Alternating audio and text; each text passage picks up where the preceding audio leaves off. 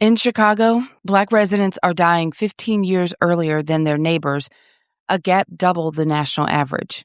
In this episode, you'll hear how one health commissioner tackled that head on, why she says public health is in an ideological war right now, and what a 38% drop in opioid deaths can teach the rest of the country. You're listening to the PHEC podcast, episode 452. Welcome to the Public Health Epidemiology Conversations podcast, where we have honest conversations with public health professionals who are creating meaningful impact in communities around the world. They know that the field of public health touches everything. I'm your host, Dr. Charlotte Hughes Huntley, and today we're exploring the fascinating journey of our guests and diving into another conversation that bridges different perspectives with the practical wisdom you need to fuel your impact. Greetings, everyone, and thank you for joining me on this episode. My name is Dr. Charlotte Huntley, and I lead an epidemiology consulting firm that supports large nonprofit organizations and community health foundations. We specialize in a variety of community assessments, workshops, and trainings, ultimately helping our clients communicate their health information in plain language to their community partners, as well as the broader communities they serve. The support we provide often falls in the category of strategic planning and sometimes capacity building, just depending upon the needs of the organization. Please reach out to us through our website, drchuntley.com. We'd be happy to meet with you and explore how we might be able to support your organization. Links will also be provided in the show notes. I am very excited to introduce you to my guest on this episode. As Chicago's first Black health commissioner, Dr. Simbo brings a rare combination of global experience and community-level urgency to one of public health's most complex urban landscapes. In this conversation, she shares how her journey from Nigeria to Sub-Saharan Africa to New York shaped her approach to leading a department of 1,000 staff serving the nation's third largest city. She discusses closing Chicago's life expectancy gap, the strategy behind a record opioid reduction, and why public health's biggest barrier right now is values, not data. Listeners of this episode and this conversation will gain practical insights and a powerful reminder that these problems are solvable. Let me formally introduce her to you, and then I'll connect our conversation. Dr. Olusimbo, or she goes by Simbo, is the Commissioner of Health for the City of Chicago, the Chief Executive for the nation's third largest metropolitan public health department, overseeing $1.2 billion budget and over 1,000 staff across 13 divisions and 22 sites. She is the Chief Strategist and Advisor to the Mayor, City Council, and board-level partners on population health, healthcare access, and the health system transformation. The first African-American woman to serve as Chicago's top health official, Dr. has been leading efforts to expand services, policies, and strategies to make Chicago a healthier and safer city. Under her leadership, Chicago earned a gold medal rating from City Health in its 2025 assessment, recognizing the city for implementing strong policies that promote community health. Chicago is one of only 8 cities to receive this top honor for enacting health-promoting policies. Before her appointment as the health commissioner, she served as the assistant commissioner for the New York City Department of Health and Mental Hygiene and was awarded the Champion of Public Health for driving systemic change. Dr.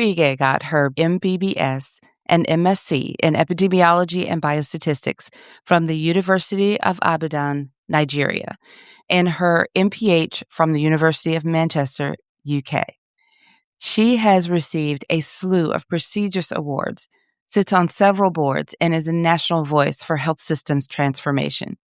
Let's connect my conversation with Dr. right after we highlight our sponsor for this episode. Public health is about connection, and now you have a space built just for that. The PHEC Podcast Community app is where public health professionals come together to collaborate, share ideas, and support one another.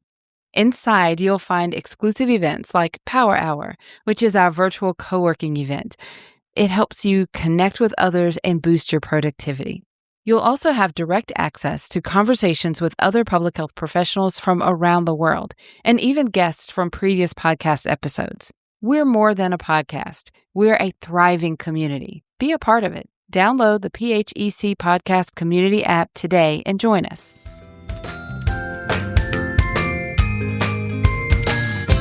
Today, I'm excited to introduce you to my guest. I say that every single time, but I genuinely love bringing on guests and getting to know them on these episodes. Today, I'm joined by Simbo Ige, and she's going to tell us a whole lot of fascinating things. There's so many questions I have because I've only just kind of read her background. We've been exchanging emails, and I'm excited to get to know you. So welcome to the podcast, Simbo. How are you doing? I am well, and thank you for the opportunity to share a little bit about myself on your show. Oh, I'm thrilled.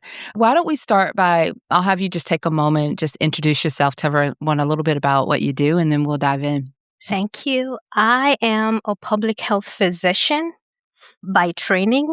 I studied medicine and then did my residency in preventative medicine, and I have been in public health for about 20 years now. I am serving now as the Commissioner of Health for the city of Chicago, which I'm very excited about.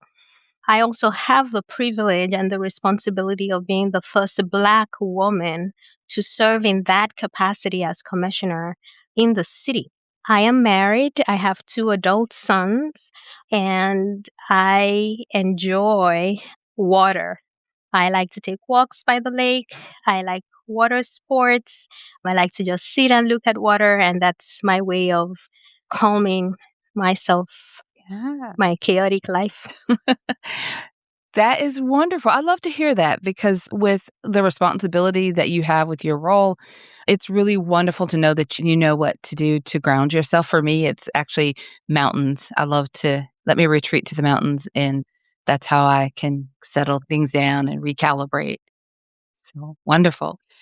Let's roll back. Of course, I'm going to dive into a lot of what you're doing now, but I always love to hear the journey. So I'd love to hear about the time when you first heard about public health or thought about public health as a career. Do you remember those moments? Yes, I was born and raised in Nigeria, in West Africa, and I like to say one of the ancestral homes of African Americans. And in my part of the world, premature mortality was very common. By the time I was 10, I'd seen a lot of family members die from different types of illnesses. So from the very get-go, I was drawn to medicine because I wanted to be a part of the solution. And then once I got into medicine, I started my journey as a pediatrician.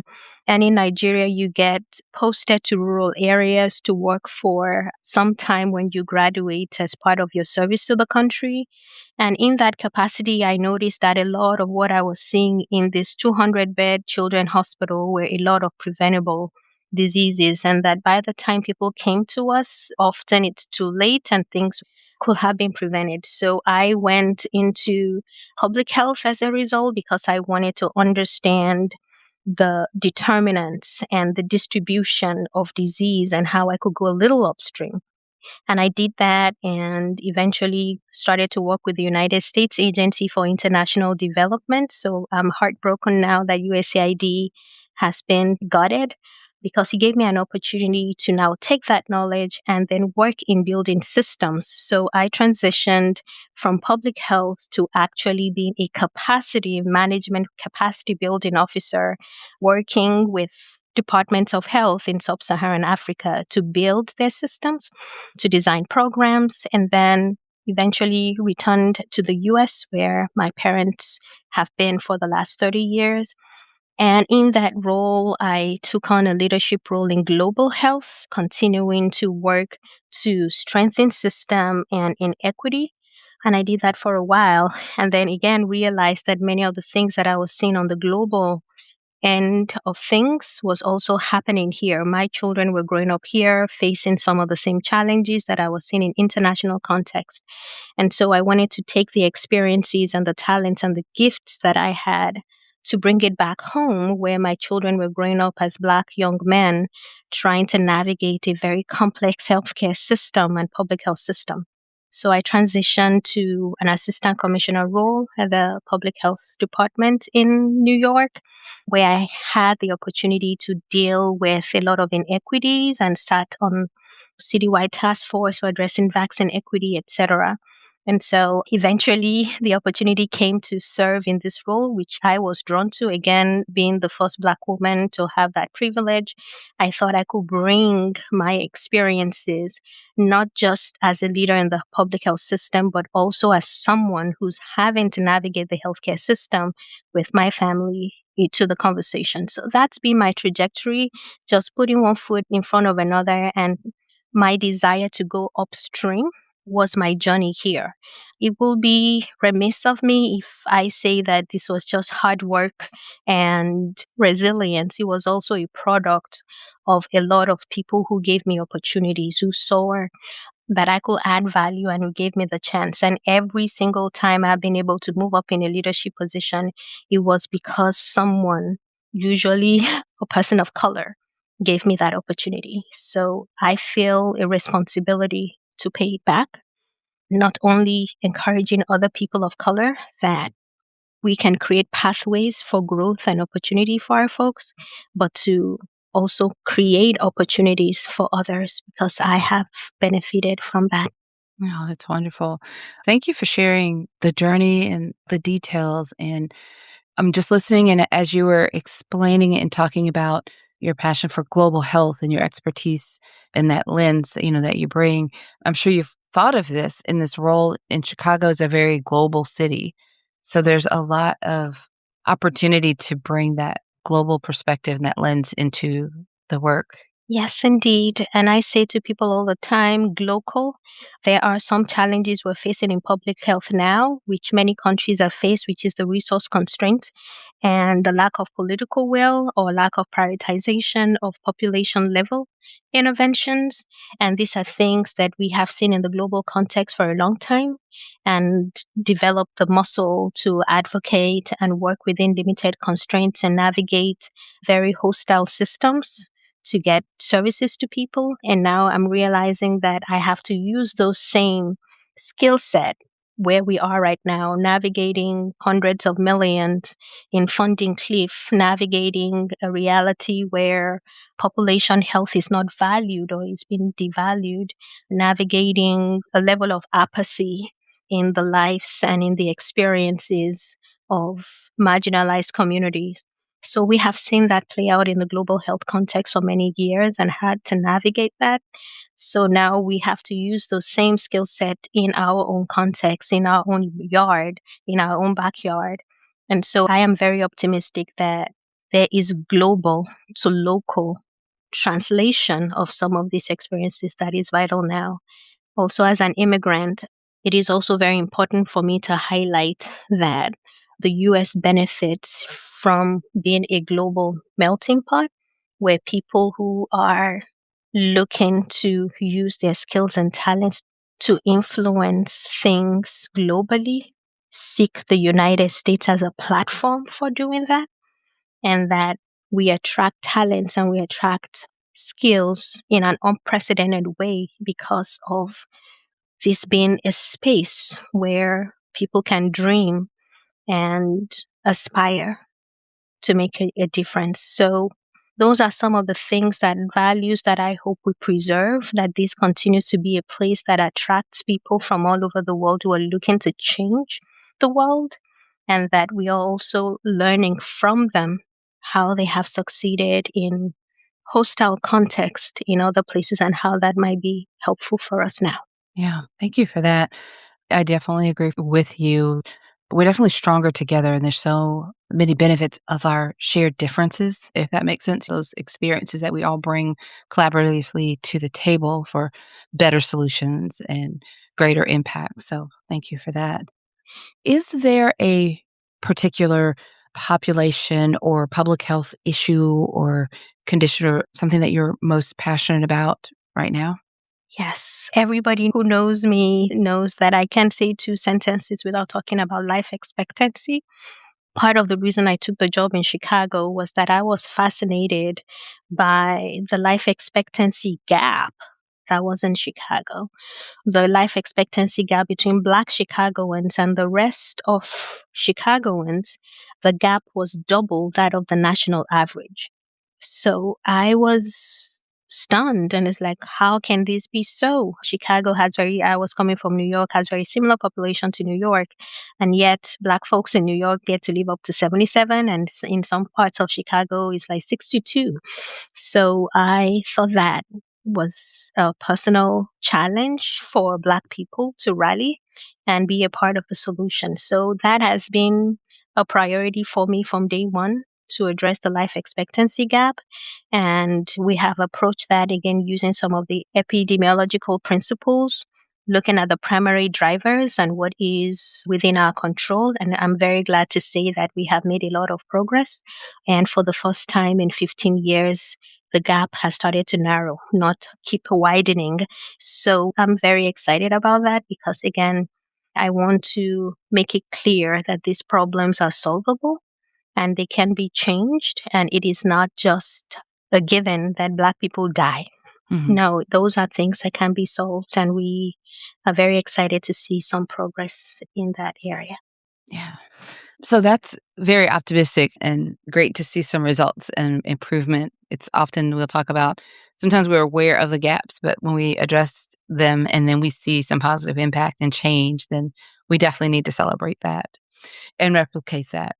This is a great segue into what I want to do next. I would like to dive into a bit more of what you do now. I think your journey is absolutely fascinating to get to where you are.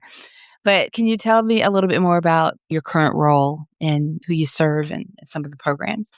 Yes, as commissioner for the health department, I have three different responsibilities. I serve as an advisor to the city's leadership, the mayor, and the city council in terms of all issues related to public health. So I help inform policy, I help identify priorities, and inform where city resources are going. I have a responsibility to my staff. I have about 1,000 staff, 22 different locations. We have both clinical services and public health services. So providing strategic leadership for my team is also another responsibility. That means, what are we working on? How do we know we're succeeding? What operational barriers are there in our way? And how can I help address those things? And then finally, I have a responsibility to the city of Chicago and the taxpayers who fund the work that we do, in terms of identifying things that impact the health of the community and addressing those issues, and then reporting back to them how the resources that we've been allocated have been used to address the issues that they're facing. So those are my three levels of responsibility.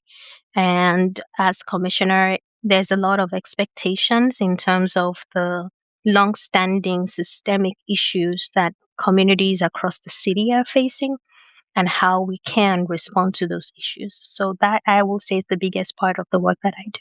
Yeah. Those are some hefty responsibilities. Are there any programs or services that you could speak to maybe a little bit more specifically? So I started by saying life expectancy is one of my priorities. And the way we looked at it is like life expectancy is a product of premature mortality. And so we wanted to look at, why are people dying early before the age of 65? And we found five primary drivers. The first thing is chronic diseases, including heart disease.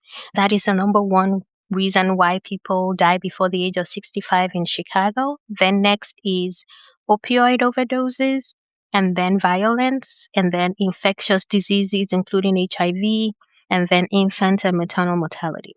So we started with opioid because I felt that that was one of the issues that could be solved for in the short term, just over a summer. And what we did was, again, use the data to identify where are the overdoses coming from.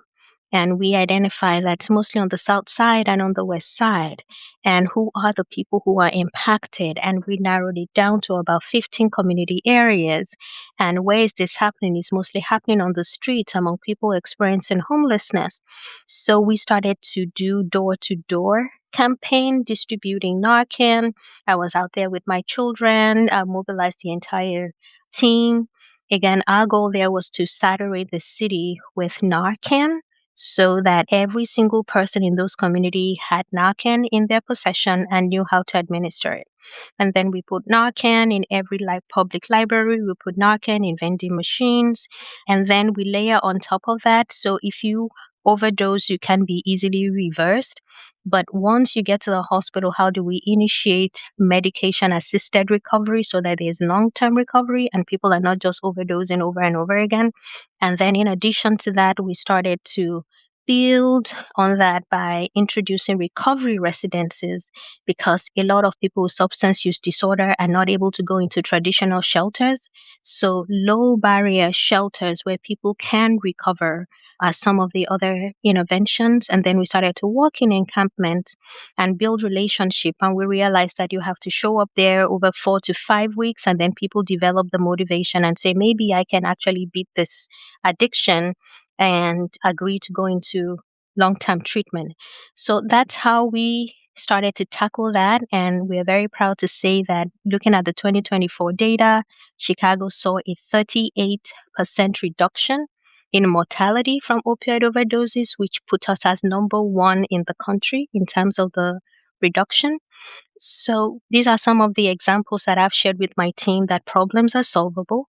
It takes us working synergistically and mobilizing all the resources that we have, but also the willingness to stay there for the long term. You're not going to solve a problem by just handing Narcan to someone the first time. It's building those relationships, and we had to go there over and over and over again until people trusted that we were there really helping, wanting to help to address not just the substance use disorder, but t-shirts and water and food and a bus card. And so when you talk about health related issues without addressing the social circumstances in which people are living, then it becomes harder for them to prioritize those health interventions. So those are some of the things that we have learned in other contexts. If I don't have food to eat and I don't have a home, then it just becomes hard for me to prioritize health intervention because I'm merely trying to survive. So those are some of the approaches we've used and seen great results in Chicago that I hope others can replicate. It's wonderful. Again, some great wins. Another great example. I also really appreciate how this holistic view and really connecting and paying attention to what's needed in that community and being able to meet that need. So that's all just really wonderful example. I'm wondering about, and I'm sure there are a lot of challenges, of course, with the work that you do and the level of, community involvement, but are there any challenges that stand out that you've had to deal with and maybe, that you could think of, and then also maybe share how you're addressing, that challenge? There are some challenges that are long term and long standing. Everybody says we don't have funding. That is always going to be a thing. But I say the biggest challenge that I'm facing right now is an ideological divide. That we are in the middle of an ideological warfare that is based on the concept of deservingness. Who is deserving of support? Who is deserving of public resources? And because there is not an alignment in values, it becomes very difficult to mobilize resources to support those who need it the most. There is a zero-sum mindset that we are faced with all the time, where people feel like if I support those who are on the west side, it means that I am taking resources away from those who are on the north side, without understanding that we all will benefit if every citizen, every resident is able to utilize their full potential, the entire city. So that is the constant battle that we have. The data is not sufficient. It is how do we address this value system that says some people are not deserving of investment, are not deserving of support. And I think that that is the biggest challenge that I have, whether that is going before city council and say we need additional resources here, or working with my staff and say, this is the reason to prioritize these communities, or, talking to the professional community at large. And, targeted universalism is a principle we've known about for a long time, but we're not fully living into it. That ideological barrier and the value alignment, I think, has been the biggest challenge that I have run into. Yeah, I can see that. It feels heavy, but I also appreciate the strategy, the clarity, really the heart behind it. I think because that's really necessary to show up in this way and to continue to do and lead in this way, and also to get those positive results. And that can, really give you encouragement for the next battle or challenge. And, so that's really wonderful to hear. I'd like to transition just a little bit into what I call connecting the dots. I've been a little bit on, I wouldn't say a soapbox, but that's really what it feels like. But for a long time, I felt this way. And here lately, this has been probably the way that I pour myself into. I feel like I'm having a greater impact. And that is our communication of public health. I firmly believe that if we're better able to communicate what public health is, it's a very broad field and it overlaps so many industries. But if we can better communicate that to our friends and our family and our circle of people that already care about us and like us, and if they better understand what public health means and what it is, then I feel like we can get that collective community buy-in so that we're all moving toward, going to our lawmakers and our legislators, and we're armed with these stories and we're advocating for public health quite naturally because they are understanding it. So it's not just a group of public health professionals kind of saying the same thing and fighting and going that direction, but it's our community level of folks that really get it. And I feel like maybe I'm in like a Disney phase right now, but I really believe that that could start to shift. And I get that from listening to a lot of lawmakers say, well, bring us your stories. So saying all of that, my question is really about how to communicate this in a very plain language way.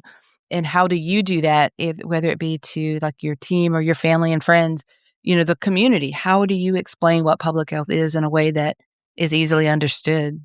I'm a storyteller just because of my background. Come from a long line of oral tradition and storytelling as the way of communicating. So it's something that I naturally gravitate towards. We don't have a lot of people who are trained in communicating with what I would say lay audiences. Many times, those of us who have a public health background, we communicate by scientific publications and presenting in conferences, and not a lot of opportunities to have one on one interaction and communicating with people and asking them what do they want to hear. I had a lot of experience with that in COVID, where I used to have community conversations when people would do presentations and all of that. But so imagine you are a single mom with two jobs trying to figure out which of these 14 immunizations your child should get. A presentation doesn't help you. So how do we communicate? So what I do instead is ask, what would you like to know? What questions have you grappled with that I can help address? And I use analogies and I use real life examples that people can relate with to understand what that is. So one of my favorite examples is like public health is like wearing seatbelt. If you have a car and you say, it is my car, it is my body. I don't want to wear a seatbelt. Why will that be a problem? Because that decision could impact somebody else. And because it can impact somebody else, it becomes a public health concern. Because any decision that goes beyond just the individual and can impact other people becomes a public health concern. Now, who should have the responsibility of addressing that there? There's governmental public health responsibility. And then we say, because this action has the potential to influence other people, should we then wait for the crash to happen and then ding you afterwards? Or should we try and prevent that from happening by looking at the data and seeing that those who wear public seatbelts have a better chance of surviving, and then saying, let us put these protections in place and make seatbelt a requirement? As Americans, we don't like to be told what to do. But if we have issues that impact the population, somebody has to have the responsibility. It's not just that I'm going to do what I want and what is best for me. Somebody has to look at it at the population level and say, this is a problem. And somebody needs to have the resources and the responsibility to try and prevent bad things from happening, not just wait until it happens. So a lot of what we do in public health falls into that space. If I am inspecting restaurants, it's because I want to prevent food poisoning. If I am doing vaccination, it's because if I'm sending my kid to school, we want to make sure that your kid is focused on learning and not on shutting down school and sending quarantine. So we make vaccination a requirement. If I am looking at lead poisoning and saying, oh, we are seeing all this poisoning from exposure to lead, how do we prevent it? What kind of testing is necessary? If kids are going to school and we find out they're not learning because they have vision problems or they have oral health problems, then public health comes in and does the screening and then connect people to resources. If we see that women are dying from preventable causes and a lot of it is happening after they leave the hospital, then public health starts to develop home visitation program where we can screen for postpartum depression and all of that. This is what public health does. We keep the population safe. In medicine, you treat the individual. In public health, we treat the community. And that requires us looking at the entirety of the community and the issues that are impacting the community, and then design interventions to prevent those things from continuing to happen. I have not yet met someone who said that is not an important thing to happen. I have not yet met someone who says, I would rather go to a restaurant and have food poisoning instead of having a food inspector make sure it is safe. Where we run into limitation, I don't think is, we have to do a better job of communicating, but we also have to do a better job of becoming trustworthy institutions. Trustworthiness is based on doing what we say we will do and using the resources we have judiciously to address the issues that are impacting people. I met someone who had COVID and who survived COVID, and these were the experiences that he had. And he is one of our strongest advocates for vaccination because of that lived experience. How do we incorporate the voices of our beneficiaries? I'm not just saying take a vaccine because I am a doctor. I'm saying, when someone who has taken the vaccine, my mother is, in her late 80s, and I said she has had high blood pressure since she was 25, but she's 89. And she has survived because she took her medication and because she takes her vaccinations and because she does all the things that are necessary to stay healthy. She is a stronger advocate for vaccines than I could ever be. Because look at my card. I got all my vaccines. My daughter said this is good and I took it and I'm fine and I'm well. She got more of her friends to the vaccination than I could ever because of that lived experience. So lived experience, who is telling the stories, how we tell the stories matter. It's not just that we need to say public health is important. People cannot relate to it. We're not making it accessible and we're not using the right messengers to tell the stories. Thank you for sharing that and really breaking it down, because that storytelling piece, like you acknowledged, and I think a lot of people are realizing even more in public health, like we thought we were telling stories, but I think that people are realizing that we're not doing that well and we don't really know how to do that often. But then you added the additional layer that comes up, and that is who's telling the story also. The community being involved, listening, that is so much better than anything that we can articulate with our scientific jargon. you know, every single time there will always be better quality stories that are personal, relatable from the community. Now, we sometimes can get to reshare those, but getting the community involved, we could go on and on about that, but I won't. I've really appreciated your time and you shared so much great value. I just have one more question as we begin to wrap up. Our audience, the people who listen to this podcast, I'm always in touch. And I know we're in difficult times in public health as an industry. So you've shared so many gold nuggets throughout our conversation, but is there any bit of advice or tip or encouragement that you could share for our public health professionals who are doing this work during these very challenging times right now? Yes, I would say look inwards. I have always benefited from my own internal motivation in terms of why am I doing this more than the external validation. I think the external validation is important, but we are in a context where we feel if our worth is driven by how much people value what we do, it will be very hard to stay motivated in public health.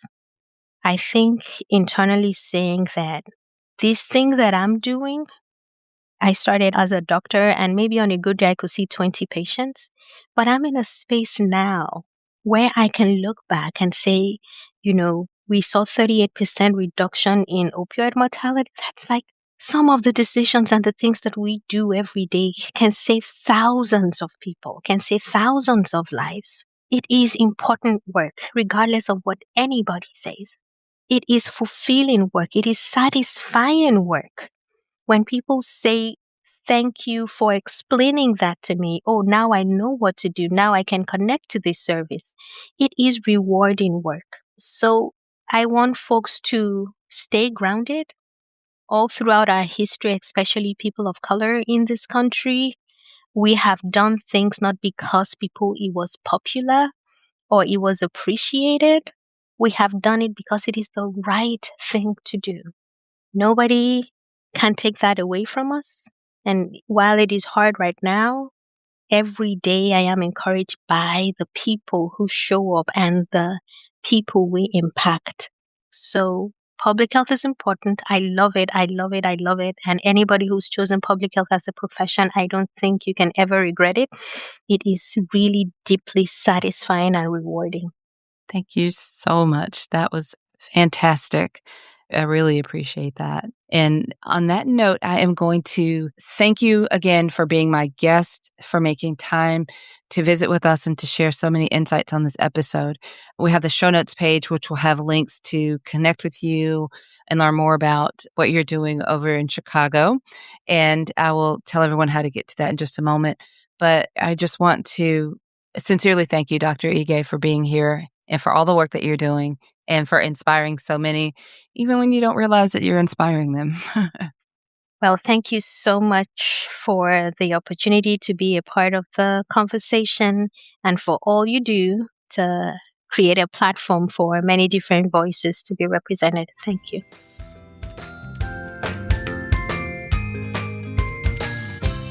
I really hope you enjoyed that conversation as much as we did. Dr. Ige's story reminds us that public health expertise travels across borders and contexts, and that the skills she developed working within limited resources and hostile systems around the world are exactly what the field needs locally right now.